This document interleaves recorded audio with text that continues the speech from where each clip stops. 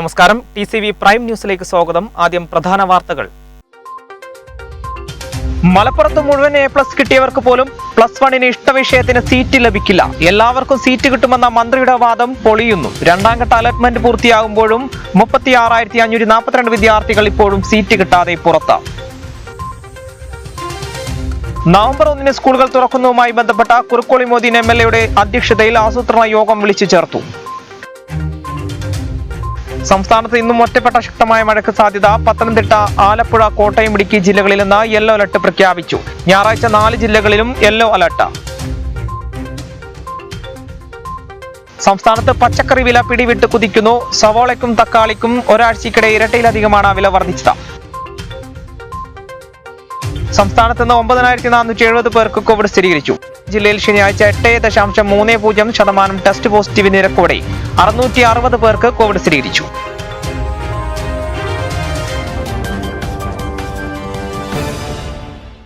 വാർത്തകൾ വിശദമായി.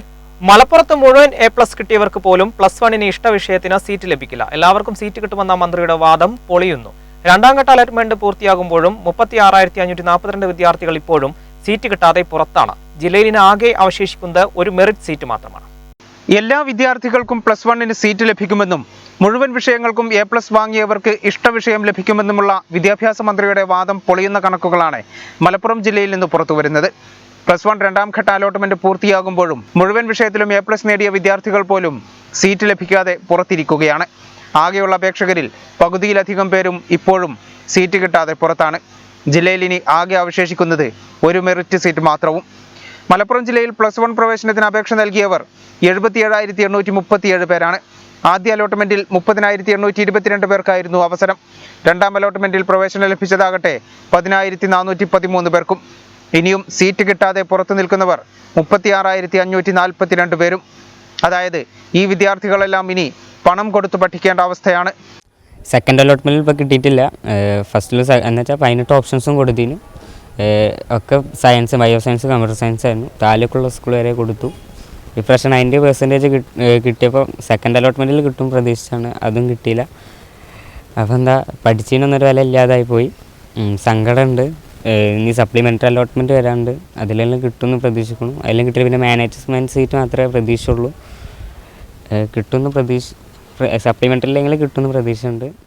നേരത്തെ ഉണ്ടായിരുന്ന സീറ്റുകൾക്കൊപ്പം ഇത്തവണ 20% വർധനവിലൂടെ 7,592 സീറ്റുകൾ അധികമായി ലഭിക്കും. എന്നാൽ ഇതിനൊപ്പം കൂടുതൽ ബാച്ചുകൾ കൂടി അനുവദിച്ചില്ലെങ്കിൽ ആയിരക്കണക്കിന് വിദ്യാർത്ഥികളുടെ ഭാവി തുലാസിലാകുമെന്നുറപ്പാണ്. നവംബർ 1 സ്കൂളുകൾ തുറക്കുന്നതുമായി ബന്ധപ്പെട്ട കുറുക്കോളി മൊയ്തീൻ MLA അധ്യക്ഷതയിൽ ആസൂത്രണ യോഗം വിളിച്ചു ചേർത്തു. തിരൂർ ബോയ്സ് ഹൈസ്കൂളിൽ വിളിച്ചു ചേർത്ത യോഗത്തിൽ പഞ്ചായത്ത് അധ്യക്ഷന്മാർ, അധ്യാപകർ, ആരോഗ്യ പ്രവർത്തകർ, പോലീസ് ഉദ്യോഗസ്ഥർ തുടങ്ങിയവർ പങ്കെടുത്തു. നവംബർ 1 സ്കൂളുകൾ തുറക്കുന്നതുമായി ബന്ധപ്പെട്ടാണ് കുറുക്കോളി മൊയ്തീൻ MLA അധ്യക്ഷതയിൽ ആസൂത്രണ യോഗം വിളിച്ചു ചേർത്തത്. തിരൂർ ജില്ലാ വിദ്യാഭ്യാസ ഓഫീസർ KP രമേഷ് കുമാർ മാർഗരേഖ അവതരിപ്പിച്ചു. ഇത്തവണ അടുക്കള, ടോയ്ലറ്റ് ഭാഗത്തു കൂടി ഒന്ന് കണ്ണോടിക്കാൻ അവരോട് പറയണം. അവിടെയും ഏതെങ്കിലും തരത്തിലുള്ള ആക്ടിവിറ്റി പണികൾ വേണ്ടതുണ്ടെങ്കിൽ അത് നിർദ്ദേശിക്കാനും അവരോട് പറയും. അപ്പൊ ആ ഒരു കാര്യം, അതോടൊപ്പം തന്നെ സ്കൂൾ കോമ്പൗണ്ടിലുള്ള മരങ്ങൾ അത് കോതിയൊതുക്കി അപകടകരമല്ല എന്നുള്ളത് ഉറപ്പാക്കാനുള്ള നടപടികളും ഉണ്ടാകും. മാർഗരേഖയിൽ 109 നിർദ്ദേശങ്ങളാണ് അടങ്ങിയിട്ടുള്ളത്. കോവിഡ് മഹാമാരിയിൽ 1.5 വർഷത്തോളമായി അടച്ചിട്ട സ്കൂളുകൾ തുറക്കുന്നതുമായി ബന്ധപ്പെട്ട നിരവധി ആശങ്കകളും ചർച്ചയിൽ പങ്കെടുത്ത് പലരും പങ്കുവച്ചു. പ്രാദേശികമായി ഒരുപക്ഷെ പൊതുവെ എല്ലായിടത്തും ഉണ്ടാകാൻ സാധ്യതയുള്ള ഒരു ഒറ്റപ്പെട്ട വിഷയങ്ങൾ ഇതിൽ നിന്നൊക്കെ വിഭിന്നമായി നിങ്ങൾ ഓരോ വിദ്യാലയങ്ങളിലും ഉണ്ടാകും.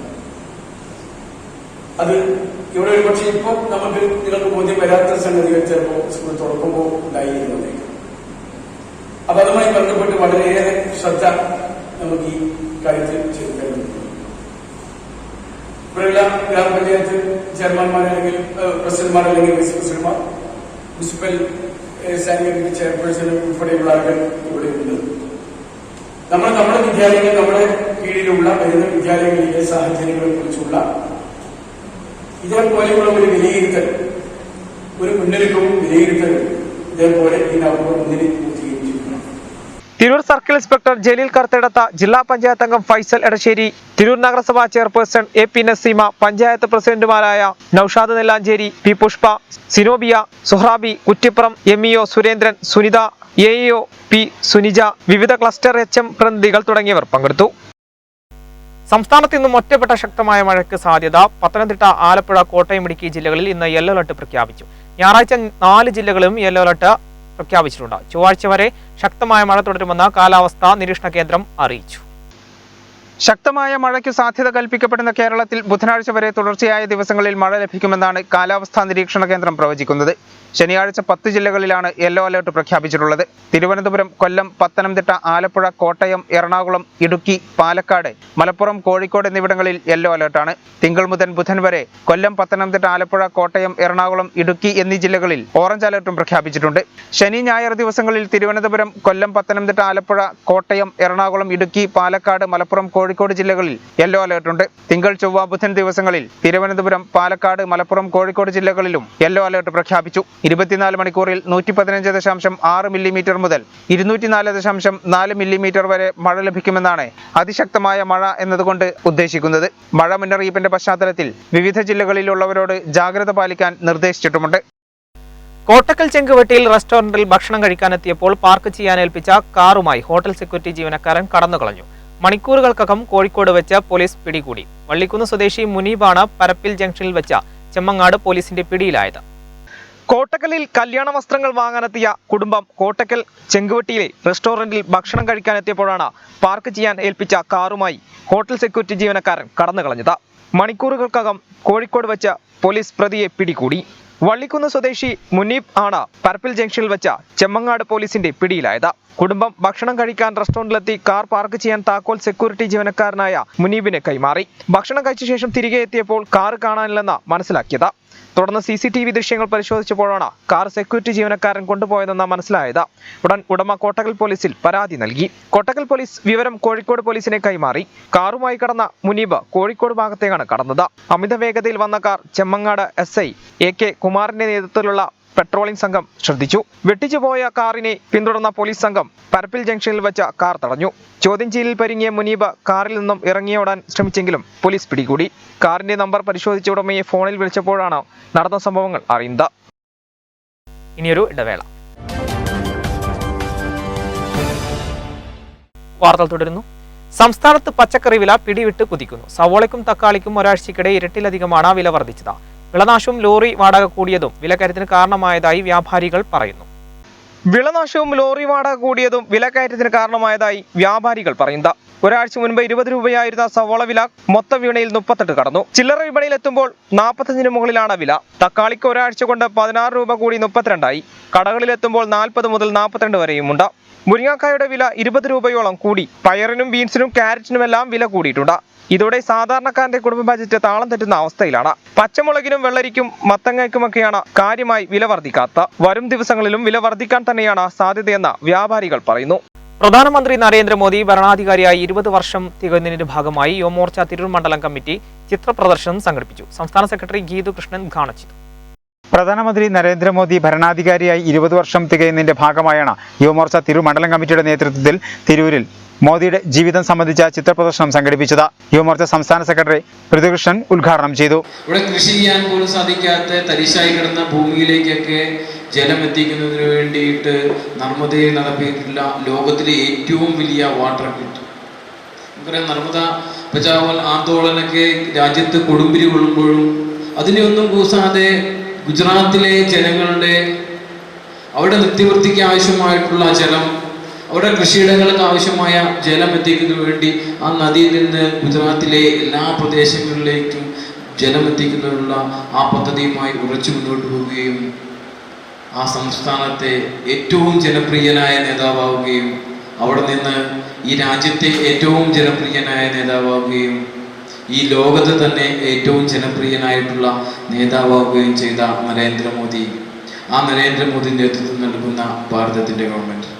കെ സുബിത്ത് അധ്യക്ഷനായിരുന്നു. മനോജ് പാറശ്ശേരി, അനന്തു, കർഗേൽ ശശി, KP മണികണ്ഠൻ, ശശി പരാനപത് തുടങ്ങിയവർ പ്രസംഗിച്ചു. പെട്രോൾ ടാങ്കർ ഓടിക്കുന്ന ഡെലീഷ ഇനി അബുദാബിയിൽ ട്രെയിലർ ഓടിക്കും. വിദേശ നാട്ടിൽ വളയം പിടിക്കാനുള്ള സ്വപ്നം യാഥാർത്ഥ്യമായതിന്റെ സന്തോഷത്തിലാണ് ഡെലീഷ എന്ന 23-കാരി.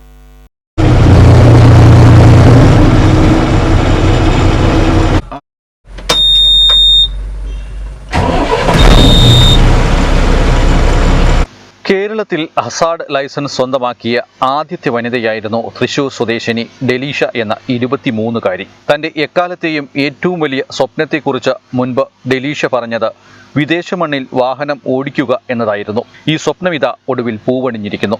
കഴിഞ്ഞ ദിവസം ഡെലീഷയെ തേടി ഒരു ഫോൺ കോൾ എത്തി. അബുദാബിയിൽ ഓയിൽ കമ്പനിയുടെ ട്രെയിൽ ഓടിക്കാനുള്ള ഭാഗ്യവും കൊണ്ടായിരുന്നു ആ കോൾ എത്തിയത്. അങ്ങനെ കടൽ കടന്ന ഡെലീഷ അബുദാബിയിലെത്തി. തന്റെ സ്വപ്നം യാഥാർത്ഥ്യമായ സന്തോഷത്തിലാണ് ഡെലീഷ ഇപ്പോൾ. നാട്ടിൽ 12,000 ലിറ്ററിന്റെ ഇന്ധന ടാങ്കർ ലോറിയാണ് ഓടിച്ചിരുന്നതെങ്കിൽ അബുദാബിയിൽ ഡെലീഷയെ കാത്തിരിക്കുന്നത് 60,000 ലിറ്ററിന്റെ ട്രെയിലറാണ്.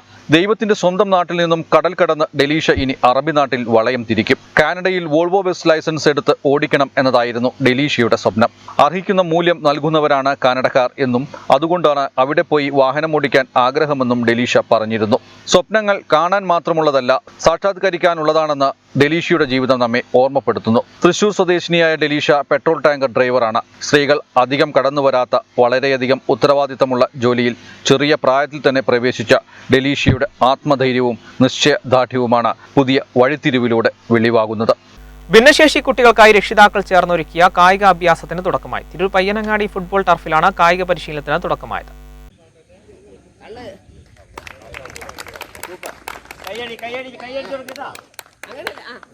തിരൂർ പ്രദേശത്തെ ഭിന്നശേഷി കുട്ടികൾക്കായി രക്ഷിതാക്കൾ ചേർന്നൊരുക്കിയ കായികാഭ്യാസത്തിനാണ് തുടക്കമായത്. തിരൂർ പയ്യനങ്ങാടി ഫുട്ബോൾ ടർഫിലാണ് കായിക പരിശീലനത്തിന് തുടക്കമായത്.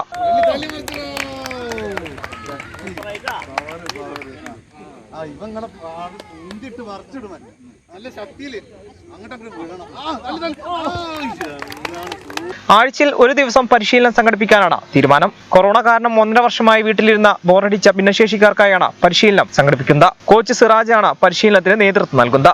വളരെയേറെ സന്തോഷമുള്ളൊരു മുഹൂർത്തത്തിലാണ് ഇപ്പോഴുള്ളത്. പ്രത്യേകിച്ച് ഈ MR അല്ലെങ്കിൽ മാനസികമായ ചെറിയ വെല്ലുവിളി നേരിടുന്ന കുട്ടികൾ അവരുടെ രക്ഷിതാക്കൾ വളരെ സ്നേഹത്തോടെ വളരെ സന്തോഷത്തോടെ നമ്മുടെ മുന്നിൽ എത്തിക്കുമ്പോൾ നമുക്കതിലേറെ ചാരിതാർത്ഥ്യമുണ്ട്. അതുമാത്രമല്ല, അവരിൽ ഒളിഞ്ഞുകിടക്കുന്ന കഴിവുകൾ പുറത്തു കൊണ്ടുവരുവാൻ ഇങ്ങനെയുള്ള അവസരങ്ങൾ കിട്ടിയാൽ മാത്രമേ അത് ഉപയോഗപ്പെടുത്താൻ കഴിയൂ. പലതരം സ്കില്ലുകൾ കയ്യിലുള്ള നല്ല കുട്ടികളാണിവർ. പക്ഷേ ഇവരുടെ സ്കില്ലുകൾ തിരിച്ചറിഞ്ഞ് അതിനെ പ്രോത്സാഹിപ്പിച്ച് അതിനനുസരിച്ച് അവരെ പാകപ്പെടുത്തി എടുക്കേണ്ടത് സാമൂഹ്യ പ്രതിബദ്ധതയുള്ള ഞങ്ങളെപ്പോലെയുള്ള ആളുകൾക്കും അതുപോലെ ഈ കുട്ടികളുടെ രക്ഷിതാക്കൾക്കും വളരെ ചെയ്യേണ്ട ഒരു കടമയാണ്. അത് കൃത്യമായി നിർവഹിക്കുക എന്നൊരു ദൗത്യം മാത്രമേ ഞങ്ങൾ ചെയ്യുന്നുള്ളൂ. രക്ഷിതാക്കളായ ഉണ്ണികൃഷ്ണൻ തിരൂർ, ഷക്കില മജീദ, ഷബ്ന നജിബുദ്ദീൻ എന്നിവർ സംസാരിച്ചു. ഒരു 2 വർഷത്തോളമായിട്ട് എല്ലാ കുട്ടികളും വീട്ടിൽ ഒതുങ്ങിയിരിക്കുന്ന ഒരവസ്ഥയാണ്. സ്കൂളില്ല, മറ്റെവിടെയും പോകാനില്ല. അപ്പോൾ ആ അവസ്ഥയിൽ നിന്നൊന്ന് മാറി ചിന്തിക്കാൻ വേണ്ടി കുട്ടികളുടെ ഒരു കായിക ക്ഷമതയ്ക്ക് വേണ്ടി ഞങ്ങൾ ഭിന്നശേഷിക്കാരായ കുട്ടികളുടെ രക്ഷിതാക്കളെല്ലാവരും കൂടി ചേർന്നിട്ട് എടുത്തൊരു തീരുമാനത്തിൻ്റെ ഫലമായിട്ട് ഇന്ന് കോച്ചിനെയൊക്കെ ഉപയോഗിച്ച് ഇന്ന് ഫസ്റ്റ് സ്റ്റെപ്പ് തുടങ്ങിയാണ് കുട്ടികൾക്ക് വേണ്ടിയിട്ടുള്ള. നമ്മളെ കുട്ടികൾ പറഞ്ഞാൽ സാധാ കുട്ടികളല്ല, സ്പെഷ്യൽ മക്കളാണ്. അപ്പോൾ അവർ 4 ചുവരുകൾക്കുള്ളിൽ ഒതുങ്ങിക്കൂടേണ്ടവരല്ല. ആ ഒരു ലക്ഷ്യം വെച്ചുകൊണ്ടാണ് ഞങ്ങൾ രക്ഷകർത്താക്കളെല്ലാവരും കൂടി കുട്ടികളെ ഈ ഒരു ടർഫിൽ കൊണ്ടുവരാനും അവരുടെ എന്താ പറയുക അവരൊരു മറ്റുള്ളവരുടെ കൂടെ അതേമാതിരി സാധാ മക്കളുടെ കൂടെ അതേപോലെ ടർഫിൽ കളിക്കാനും അവർക്കും കഴിയും, ഞങ്ങൾക്കും അതിന് കഴിയും എന്നുള്ളത് തെളിയിച്ചു കൊടുക്കാനും മറ്റുള്ളവരുടെ മുന്നിൽ അവരെ ഉയർത്തിക്കാട്ടാനും വേണ്ടിയിട്ടാണ് ഞങ്ങൾ രക്ഷകർത്താക്കൾ ഇത്തരം ഒരു ഇതിനു വേണ്ടിയിട്ട് ഞങ്ങൾ ഒരുങ്ങിയിട്ടുള്ളത്. ഇനിയൊരു ഇടവേള കൂടി. വാർത്ത തുടരുന്നു. മലപ്പുറം വെസ്റ്റ് ജില്ലാ പാലിയേറ്റീവ് കൂട്ടായ്മയുടെ നേതൃത്വത്തിൽ മാനസികാരോഗ്യ പുനരധിവാസ ജില്ലാതല ശില്പശാല തിരൂരിൽ സംഘടിപ്പിച്ചു. ഒക്ടോബർ 10 ലോക മാനസിക ദിനാചരണത്തിന്റെ ഭാഗമായാണ് മലപ്പുറം വെസ്റ്റ് ജില്ലാ പാലിയേറ്റീവ് കൂട്ടായ്മ MIP വെസ്റ്റിന് കീഴിൽ മനോരോഗ പുനരധിവാസം അറിയേണ്ടതെല്ലാം എന്ന വിഷയത്തിൽ ജില്ലാതല ശില്പശാല സംഘടിപ്പിച്ചത്. തിരൂരിൽ സംഘടിപ്പിച്ച ശില്പശാലയിൽ വെളിയങ്കോട് മുതൽ വള്ളിക്കുന്ന് വരെയുള്ള 3 താലൂക്കുകളിലെ 39 പാലിയേറ്റീവ് ക്ലിനിക്കുകളിൽ നിന്നുള്ള പ്രതിനിധികൾ പങ്കെടുത്തു. റിഹാബിലിറ്റേഷൻ രംഗത്തെ സൈക്കോളജിസ്റ്റ് ടാനിയ തോമസ് ക്ലാസ് എടുത്തു.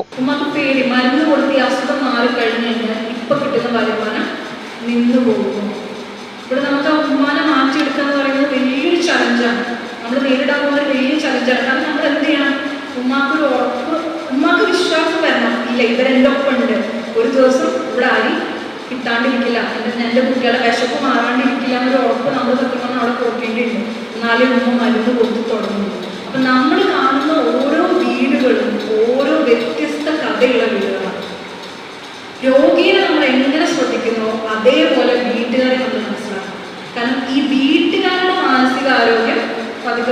താഴേക്ക് വരും, നമ്മൾ ശ്രദ്ധിക്കില്ല. ഈ വീട്ടുകാരുടെ മാനസികാരോഗ്യം കൂട്ടാണ്ട് യഥാർത്ഥ നല്ല പരിചരണം ഒരിക്കലും നമുക്ക് രോഗിക്ക് എൻഷുർ ചെയ്യാൻ കഴിയും. സന്നദ്ധ പാലിയേറ്റീവ് ക്ലിനിക്കുകളിൽ മാനസിക രോഗി പരിചരണ രംഗത്തും പുനരധിവാസ പ്രവർത്തനങ്ങൾക്കും ഊർജ്ജം പകരുന്നതായിരുന്നു ശില്പശാല. റഫീഖ് വെളിയങ്കോട്, നാസർ കുറ്റൂര്, മുഹമ്മദ് ഉണ്ണി പാറക്കൽ എന്നിവർ സംസാരിച്ചു. അബ്ദുൽ ഫസൽ VP അങ്ങാടി, സിറാജ് മാസ്റ്റർ, ജമാൽ ജനത തുടങ്ങിയവർ നേതൃത്വം നൽകി. കോവിഡ് മൂലം നിർധനരായ കുടുംബത്തിലെ വിദ്യാർത്ഥികൾക്ക് തിരൂർ ആർട്സ് കോളേജ് വിദ്യാഭ്യാസ സഹായ പദ്ധതിയായി കോവിഡ് കെയർ എഡ്യൂക്കേഷൻ സപ്പോർട്ട് പ്രഖ്യാപിക്കുന്നു. പദ്ധതി പ്രകാരം കോവിഡ് മൂലം മരണപ്പെട്ട രക്ഷിതാക്കളുടെ മക്കൾക്ക് +2 ഡിഗ്രി പഠനം പൂർണ്ണമായും സൗജന്യമായിരിക്കും. പദ്ധതി പ്രകാരം കോവിഡ് മൂലം മരണപ്പെട്ട രക്ഷിതാക്കളുടെ മക്കൾക്ക് +2 ഡിഗ്രി പഠനം പരിപൂർണമായും സൗജന്യമായിരിക്കും. കൂടാതെ കോവിഡ് മൂലം ജോലി നഷ്ടപ്പെട്ട പ്രവാസികൾ, സ്വകാര്യ സ്ഥാപനങ്ങളിൽ ജോലി നോക്കിയവർ, കുടുംബശ്രീ തൊഴിലുറപ്പ് പ്രവർത്തകർ എന്നിവരും പദ്ധതിയുടെ ഗുണഭോക്താക്കളാവും. കോവിഡ് കൊണ്ട് മരണം സംഭവിച്ച വീടുകളിലെ പാവപ്പെട്ട നിർധനരായ വിദ്യാർത്ഥികൾക്ക് പഠനം നൽകുക എന്നതിലുപരി ഇതേപോലെ കോവിഡ് കൊണ്ട് തന്നെ ദുരിതം അനുഭവിക്കുന്ന സാധാരണക്കാരായ ഒട്ടനവധി ആളുകളുണ്ട്, കുടുംബങ്ങളുണ്ട്. ഇപ്പോൾ പ്രവാസികൾ, വിദേശത്ത് നിന്ന് നാട്ടിലെത്തി തിരിച്ചു പോകാൻ കഴിയാത്ത അവരുടെ വരുമാനം നിലച്ച കുടുംബങ്ങൾ, ഒരുപക്ഷെ അവർ തിരിച്ചു പോയാൽ മെച്ചപ്പെട്ടേക്കാം. അതും ഒത്തിരി ആളുകൾ അത് എക്സിറ്റ് അടിച്ച് നാട്ടിൽ നിൽക്കുന്ന സ്ഥിതിയുണ്ട്. ഇത്തരം ആളുകളും വിദ്യാഭ്യാസപരമായിട്ടുള്ള ചെലവ് വഹിക്കാൻ അതാത് പ്രയാസമുള്ള ആളുകൾക്ക്, ഈ ദുരിതം അനുഭവിക്കുന്ന പ്രവാസി കുടുംബങ്ങളിലെ വിദ്യാർത്ഥികൾക്ക് സൗജന്യ നിരക്കിൽ വിദ്യാഭ്യാസം +1 ആയാലും ഡിഗ്രി ആയാലും നൽകുന്നതിന് തിരൂർ ആർട്സ് കോളേജ് ശ്രദ്ധ പുലർത്തുന്നുണ്ട് എന്നതാണ് ഈ പദ്ധതി കൊണ്ട് നമ്മൾ ഉദ്ദേശിക്കുന്നത്. പദ്ധതിയുടെ ഭാഗമായി കോവിഡ് പ്രതിരോധ പ്രവർത്തനങ്ങളെ ശക്തിപ്പെടുത്താൻ അധ്യാപകർക്കും വിദ്യാർത്ഥികൾക്കും ഇടയിൽ ബോധവൽക്കരണം, നിരന്തര ജാഗ്രത എന്നിവ ലക്ഷ്യമാക്കി കൊറോണ വെൽനസ് മിഷൻ സംഘടിപ്പിക്കും. കോവിഡ് മുഖേന പ്രവാസ ജീവിതം അവസാനിപ്പിച്ചവർ, കുടുംബശ്രീ തൊഴിലുറപ്പ് പ്രവർത്തകർ എന്നിവരുടെ മക്കൾക്ക് പ്രത്യേക ഫീസ് ഇളവ് ലഭിക്കും. സൗജന്യ പഠനത്തിനും ഫീസ് ഇളവോടെയുള്ള പഠനത്തിനും അർഹതയുള്ളവർക്ക് അത് തെളിയിക്കുന്ന രേഖകളുമായി കോളേജ് ഓഫീസിൽ നേരിട്ടെത്തി പ്രവേശനം നേടാവുന്നതാണ്. പത്രസമ്മേളനത്തിൽ principal Rajan Karangal, managing director TKM Basheer, Sharafu Tanur തുടങ്ങിയവർ പങ്കെടുത്തു. SLC പരീക്ഷയിലെ ഏറ്റവും അധികം വിദ്യാർത്ഥികൾ തുടർ പഠനത്തിന് അർഹത നേടിയ മലപ്പുറം ജില്ലയിൽ ഉപരിപഠന അവസര നിഷേധത്തിൽ പ്രതിഷേധിച്ച SSF മലപ്പുറം വെസ്റ്റ് ജില്ല 11 ഡിവിഷൻ കേന്ദ്രങ്ങളിൽ തെരുവ് പഠനം നടത്തി. SSLC പരീക്ഷയിൽ ഏറ്റവും അധികം വിദ്യാർത്ഥികൾ തുടർ പഠനത്തിന് അർഹത നേടിയ മലപ്പുറം ജില്ലയിൽ ഉപരിപഠനാവസര നിഷേധത്തിനെതിരെയാണ് SSF മലപ്പുറം വെസ്റ്റ് ജില്ലയിലെ 11 ഡിവിഷനിൽ കേന്ദ്രങ്ങളിൽ തെരുവ് പഠനം സംഘടിപ്പിച്ചത്. +1 പ്രവേശനത്തിന്റെ 2ാം അലോട്ട്മെന്റ് വന്നിട്ടും മികച്ച മാർക്കോടെ തുടർ പഠനത്തിന് അർഹത നേടിയ നിരവധി വിദ്യാർത്ഥികൾക്ക് ഉപരിപഠനത്തിന് അവസരമില്ലാതെ ലിസ്റ്റിന്റെ പുറത്തു നിൽക്കുന്ന സാഹചര്യത്തിലാണ് പൊതുവിദ്യാഭ്യാസം വിദ്യാർത്ഥികൾക്കുള്ള അവകാശം എന്ന തലക്കെട്ടിൽ തെരുവിൽ പ്രതിഷേധവുമായി വിദ്യാർത്ഥികൾ ഇറങ്ങിയത്. 10ാം ക്ലാസ് കഴിഞ്ഞ 40,000-ഓളം വിദ്യാർത്ഥികൾ അവർ യോഗ്യതയുണ്ടായിട്ടും ഫീസ് കൊടുത്ത് വേറെ ഏതെങ്കിലും സ്ഥലങ്ങളിൽ പോയി പഠിച്ചോളൂ എന്ന് യാതൊരു ഉളുപ്പുമില്ലാതെ പറയുന്ന അധികാരവർഗത്തിന്റെ ഇത്തരം ക്രൂരമായ അവരുടെ വാക്കധിക്ഷേപങ്ങളെ SSF തെരുവിൽ പോസ്റ്റ്മോർട്ടം ചെയ്യുക തന്നെ ചെയ്യും. വിജയിച്ച മുഴുവൻ വിദ്യാർത്ഥികൾക്കും തുടർ പഠനാവസരം ഭരണകൂടം ഉറപ്പുവരുത്തണമെന്ന ആവശ്യമുന്നയിച്ചാണ് തെരുവ് പഠനം സംഘടിപ്പിച്ചത്. താനൂർ പുത്തൻതെരുവ് നടന്ന തെരുവ് പഠനം SSF സംസ്ഥാന സെക്രട്ടറി M ജുബൈർ ഉദ്ഘാടനം ചെയ്തു. Abubakar T, Jafar Shamir, അഫ്ലാൻ PT, Sirajuddin, Abdul Hakeem, Irshad P, CK Saleem തുടങ്ങിയവർ പങ്കെടുത്തു. കോവിഡ് കാലത്തെ ബ്ലഡ് ബാങ്കുകളിലെ രക്തക്ഷാമം പരിഹരിക്കുന്നതിനായി BDK തിരുരങ്ങാടി താലൂക്ക് കമ്മിറ്റിയും PSMST arts and science college Kundoor NSS യൂണിറ്റും സംയുക്തമായി രക്തദാന ക്യാമ്പ് സംഘടിപ്പിച്ചു. കോവിഡ് കാലത്തെ ബ്ലഡ് ബാങ്കുകളിലെ രക്തക്ഷാമം പരിഹരിക്കുന്നതിനായി BDK നടത്തിവരുന്ന ഷെയർ ത്രൈമാസ സന്നദ്ധ രക്തദാന ക്യാമ്പിന്റെ ഭാഗമായാണ് തിരുരങ്ങാടി താലൂക്ക് കമ്മിറ്റിയും PMST arts and science college Kundoor NSS യൂണിറ്റും സംയുക്തമായി രക്തദാന ക്യാമ്പ് സംഘടിപ്പിച്ചത്. രക്തദാന ക്യാമ്പിൽ 55 പേർ രക്തം ദാനം ചെയ്തു. Camp college manager Ali Haji ഉദ്ഘാടനം ചെയ്തു. പ്രിൻസിപ്പൽ ഇബ്രാഹിം അധ്യക്ഷത വഹിച്ചു. ക്യാമ്പിനെ BDK മലപ്പുറം ജില്ലാ പ്രസിഡന്റ് രഞ്ജിത്ത് വെളിയാമ്പുറം, ജില്ലാ ഉപദേശക സമിതി അംഗം യൂസഫ് അലി പുതുപ്പറമ്പ, തിരുരങ്ങാടി താലൂക്ക് കോർഡിനേറ്റർമാരായ അഫ്സൽ, മുനീർ പുതുപ്പറമ്പ, സനൂബ് തെയ്യാല തുടങ്ങിയവർ നേതൃത്വം നൽകി. ഇനിയൊരു ഇടവേള കൂടി. വാർത്തകൾ തുടരുന്നു. സംസ്ഥാനത്ത് നിന്ന് 9,470 പേർക്ക് കോവിഡ് സ്ഥിരീകരിച്ചു. കഴിഞ്ഞ 24 മണിക്കൂറിനിടെ 88,310 സാമ്പിളുകളാണ് പരിശോധിച്ചത്. കഴിഞ്ഞ ദിവസങ്ങളുണ്ടായ 101 മരണങ്ങളാണ് കോവിഡ് മൂലമാണെന്ന് ഇന്ന് സ്ഥിരീകരിച്ചത്. ഇതോടെ ആകെ മരണം 26,173 ആയി. സംസ്ഥാനത്ത് നിന്ന് 9470 പേർക്കാണ് കോവിഡ് സ്ഥിരീകരിച്ചത്. എറണാകുളം 1337, തിരുവനന്തപുരം 1261, തൃശൂർ 930, കോഴിക്കോട് 921, കൊല്ലം 696, മലപ്പുറം 660, പാലക്കാട് 631, കോട്ടയം 569, കണ്ണൂർ 561, ഇടുക്കി 522, പത്തനംതിട്ട 447, ആലപ്പുഴ 432, വയനാട് 318, കാസർഗോഡ് 185 എന്നിങ്ങനെയാണ് ജില്ലകളിൽ നിന്ന് രോഗബാധ സ്ഥിരീകരിച്ചത്. കഴിഞ്ഞ 24 മണിക്കൂറിനിടെ 88,310 സാമ്പിളുകളാണ് പരിശോധിച്ചത്. കഴിഞ്ഞ ദിവസങ്ങളിലുണ്ടായ 101 മരണങ്ങളാണ് കോവിഡ് മൂലമാണെന്ന് ഇന്ന് സ്ഥിരീകരിച്ചത്. ഇതോടെ ആകെ മരണം 26,173 ഇന്ന് രോഗം സ്ഥിരീകരിച്ചവരിൽ 54 പേർ സംസ്ഥാനത്തിന് പുറത്തുനിന്നും വന്നവരാണ്. 8,971 പേർക്ക് സമ്പർക്കത്തിലൂടെയാണ് രോഗം ബാധിച്ചത്. 397 പേരുടെ സമ്പർക്ക ഉറവിടം വ്യക്തമല്ല. 48 ആരോഗ്യ പ്രവർത്തകർക്കും ഇന്ന് രോഗം ബാധിച്ചു. ജില്ലയിൽ ശനിയാഴ്ച 8.30% ടെസ്റ്റ് പോസിറ്റിവിറ്റി നിരക്കോടെ 660 പേർക്ക് കോവിഡ് സ്ഥിരീകരിച്ചു. ജില്ലയിൽ ശനിയാഴ്ച 8.30% ടെസ്റ്റ് പോസിറ്റിവിറ്റി നിരക്കോടെ 660 പേർക്ക് കോവിഡ് സ്ഥിരീകരിച്ചു. 633 പേർക്ക് നേരിട്ടുള്ള സമ്പർക്കത്തിലൂടെയും 10 പേർക്ക് ഉറവിടം അറിയാതെയുമാണ് രോഗബാധ സ്ഥിരീകരിച്ചത്. കൂടാതെ ഇതര സംസ്ഥാനങ്ങളിലെത്തിയ 17 പേർക്കും വൈറസ് ബാധ സ്ഥിരീകരിച്ചിട്ടുണ്ട്. ശനിയാഴ്ച 1045 പേർ കോവിഡ് മുക്തരായതോടെ ജില്ലയിൽ രോഗമുക്തരായവരുടെ എണ്ണം 5,40,742 ലോക കാഴ്ച ദിനത്തോടനുബന്ധിച്ച് ഒക്ടോബർ 14 മുതൽ ഡിസംബർ 31 വരെ തിരൂർ ലയൺസ് ക്ലബിന്റെ നേതൃത്വത്തിൽ തിരൂർ അൽമനാറ കണ്ണാശുപത്രിയുടെ സഹകരണത്തോടെ സൗജന്യ നേത്ര ചികിത്സാ ക്യാമ്പുകൾ സംഘടിപ്പിക്കും. ലോക കാഴ്ച ദിനത്തോടനുബന്ധിച്ച് നടത്തുന്ന സൗജന്യ നേത്ര ചികിത്സാ ക്യാമ്പുകൾക്ക് പുറമെ ഓൺലൈൻ പഠനം മൂലം വിദ്യാർത്ഥികൾക്കുണ്ടാവുന്ന കാഴ്ച വൈകല്യങ്ങൾ സൗജന്യമായി പരിശോധിച്ച് ചികിത്സിക്കുകയും ലയൺസ് ഇന്റർനാഷണലിന്റെ സൈറ്റ് ഫോർ കിഡ്സ് പദ്ധതി പ്രകാരം കാഴ്ച പരിമിതികളുള്ള നിർധരായ വിദ്യാർത്ഥികൾക്ക് കാഴ്ച പരിശോധന നടത്തി സൗജന്യ കണ്ണടകളും നൽകും. ജില്ലയിൽ 1000 തിമിര ശസ്ത്രക്രിയകൾ സൗജന്യമായി നടത്തിക്കൊടുക്കുക എന്ന ലക്ഷ്യത്തോടെയാണ് ക്യാമ്പുകൾ സംഘടിപ്പിക്കുന്നതെന്ന് ഭാരവാഹികൾ പറഞ്ഞു. ആഴ്ചയിൽ 2 ദിവസങ്ങളിലായിട്ട് നേരത്തെ ബുക്ക് ചെയ്യുന്ന ആളുകൾ തിരൂർ അൽമനാറ ആശുപത്രി ഞങ്ങളുടേതായിട്ടുള്ള ബേസ് ഹോസ്പിറ്റലാണ്. ഞങ്ങളുടെ കോർഡിനേറ്ററായിട്ടുള്ള സുരേഷ് ആണ് അതിൻ്റെ ഡയറക്ടർ. അദ്ദേഹത്തിൻ്റെ സഹായത്തോട് കൂടിയിട്ട് അൽമനാറ ഹോസ്പിറ്റലിൽ വെച്ചിട്ട് ആഴ്ചയിൽ 2 പ്രാവശ്യം നേരത്തെ ബുക്ക് ചെയ്തു വരുന്ന എല്ലാ രോഗികൾക്കും സൗജന്യമായ പരിശോധനയും തിമിര ശസ്ത്രക്രിയ ആവശ്യമായി വരുന്നവർക്ക് നിർധനരായ രോഗികൾക്ക് പൂർണ്ണമായും സൗജന്യമായിട്ടും അല്ലാത്തവർക്ക് ലയൺസ് ക്ലബിൻ്റെ ഡിസ്കൗണ്ടിൽ ഇത് നടത്തി കൊടുക്കുകയായിരിക്കും. ആശുപത്രിയിൽ പറയുന്ന ആശുപത്രി ചെലവിൻ്റെ പകുതിയെങ്കിലും ഞങ്ങൾ സ്പോൺസർ ചെയ്തിട്ടാണ് ഈ പ്രവൃത്തി നടക്കുന്നത്. വാർത്താ സമ്മേളനത്തിൽ president K Shafi Haji Kainikkara, cabinet secretary KP Rahman, treasurer CK Musthafa, Almanar കണ്ണാശുപത്രി MD ലയൺസ് സുരേഷ് തുടങ്ങിയവർ സംബന്ധിച്ചു. ലോക സെറിബ്രൽ പാൾസി ദിനത്തോടനുബന്ധിച്ച് തിരൂർ മേഖലയിലെ സെറിബ്രൽ പാൾസി ബാധിതരായ കുട്ടികളുടെ രക്ഷിതാക്കൾക്കായി സെറിബ്രൽ പാൾസി വാചരണം സംഘടിപ്പിച്ചു. ലോക സെറിബ്രൽ പാൾസി ദിനത്തോടനുബന്ധിച്ചാണ് തിരൂർ മേഖലയിലെ സെറിബ്രൽ പാൾസി ബാധിതരായ കുട്ടികളുടെ രക്ഷിതാക്കൾക്കായി തിരൂർ ജില്ലാ ആശുപത്രിയിൽ PMR വിഭാഗവും തിരൂരിലെ സാമൂഹ്യ പുനരധിവാസ കൂട്ടായ്മയായ വരം കൂട്ടായ്മയും ചേർന്ന് സെറിബ്രൽ പാൾസി വാരാചരണം സംഘടിപ്പിച്ചത്. MLA കുർക്കോളി മൊയ്തീൻ ഉദ്ഘാടനം ചെയ്തു. സെറിബ്രൽ പാൾസി രോഗം ഞരമ്പ് സംബന്ധമായി നമ്മുടെ കുട്ടികൾക്ക് ബാധിക്കുന്ന ഒരു ആരോഗ്യ പ്രശ്നം. ഇതിൻ്റെ ചികിത്സക്ക് വളരെയേറെ വിലപിടിപ്പുള്ള മരുന്നുകളാണ് ആവശ്യമുള്ളത്. അത് വളരെ സൗജന്യമായി നമ്മുടെ ഈ ആശുപത്രിയിലൂടെ നമ്മുടെ കുട്ടികൾക്ക് ലഭ്യമാകും. ഇവിടെ വിശദീകരിച്ചപ്പോൾ നമ്മൾ കേട്ടു 100ഓളം കുട്ടികൾ നമ്മുടെ ആശുപത്രിയുമായി ബന്ധപ്പെട്ട് ഈ ചികിത്സാർത്ഥം ഇവിടെ എത്തിച്ചേർന്നു. ഇതിന് മുൻകൈയെടുത്ത നമ്മുടെ സൂപ്രണ്ടിനെ ഞാൻ നിങ്ങൾക്ക് എല്ലാവർക്കും വേണ്ടി ഞാൻ അഭിനന്ദിക്കുകയാണ്. ഇതിനൊക്കെ നേതൃത്വപരമായ ചുമതല വഹിക്കുന്ന ജില്ലാ പഞ്ചായത്തിന് പ്രത്യേകം നമുക്ക് അഭിനന്ദനങ്ങൾ ഈ സന്ദർഭത്തിൽ നൽകുന്നു. ജില്ലാ പഞ്ചായത്ത് പ്രസിഡന്റ് MK റഫീഖ് അധ്യക്ഷത വഹിച്ചു. വരം കൂട്ടായ്മ സംഭാവന ചെയ്ത ഭൗതികശേഷി നിർണയത്തിനുള്ള BKD കിറ്റുകൾ ആശുപത്രി സൂപ്രണ്ടിന് ജില്ലാ പഞ്ചായത്ത് പ്രസിഡന്റ് കൈമാറി.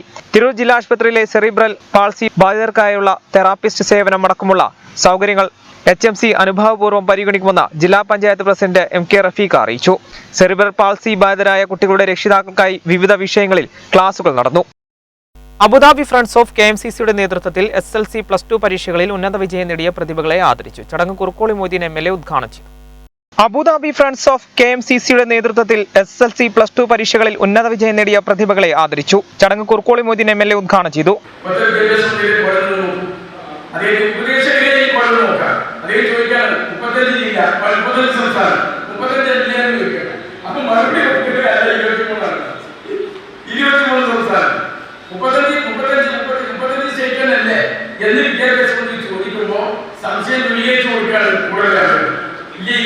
തന്നെ ഇടവും. അപ്പൊ എങ്ങനെ ഇപ്പോഴത്തെ സാഹചര്യത്തിൽ നിങ്ങൾ ആലോചിച്ച് നോക്കുക. ഈ ഗവൺമെന്റിനെ ഉപദേശിക്കാൻ 8 മണി ഉപദേശകർ ഇരിക്കുന്ന ഉപദേശന്മാരെ ഇരുന്നാണ് ഈ 8 ആളുകൾ വെച്ചിട്ടുള്ളത്. അതിന് 2 ലക്ഷവും 3 ലക്ഷവും ഒക്കെ ശമ്പളം കൊടുത്തിട്ടാണ് എത്തിയിട്ടുള്ളത്. നിങ്ങൾ ആലോചിച്ചു. അപ്പൊ അതുകൊണ്ട് ഇത്രയും വലിയ ഉപദേശകന്മാർ ഉണ്ടായിട്ടുള്ള ഒരു ഗവൺമെന്റിനെ പോക്കും അതിൽ വിദ്യാഭ്യാസ മന്ത്രിയുടെ ഒരു സാഹചര്യം നോക്കുക. അദ്ദേഹം പാവം ശുദ്ധനാണ്, അതൊക്കെ നമുക്കറിയാം. പക്ഷെ എന്താ ചെയ്യാൻ ഈ വകുപ്പിൽ വെച്ച് നമ്മളെ ചോദിച്ചു പോയിക്കേണ്ട കാര്യം നീ പോയിക്കേണ്ടെന്ന് പറഞ്ഞിട്ട് പോരാറുള്ളത് വിദ്യാഭ്യാസ വകുപ്പിനെ പറ്റിയ രീതിയിലല്ല. അബ്ദുറഹിമാൻ രണ്ടത്താണി അവാർഡുകൾ വിതരണം ചെയ്തു.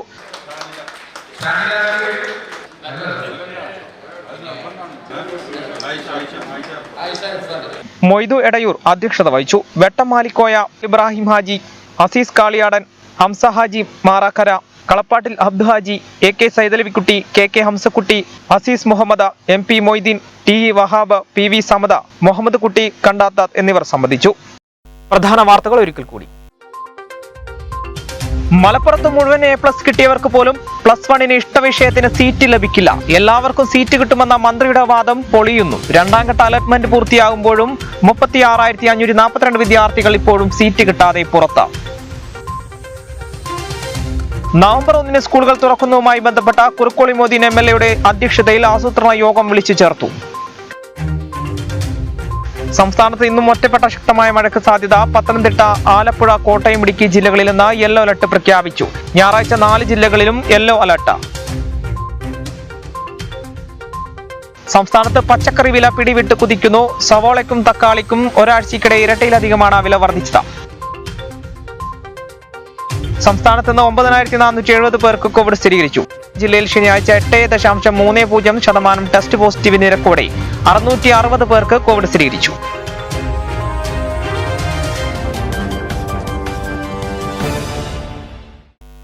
ഇതോടുകൂടി വാർത്താ ബുള്ളറ്റിൻ സമാപിക്കുന്നു. നമസ്കാരം.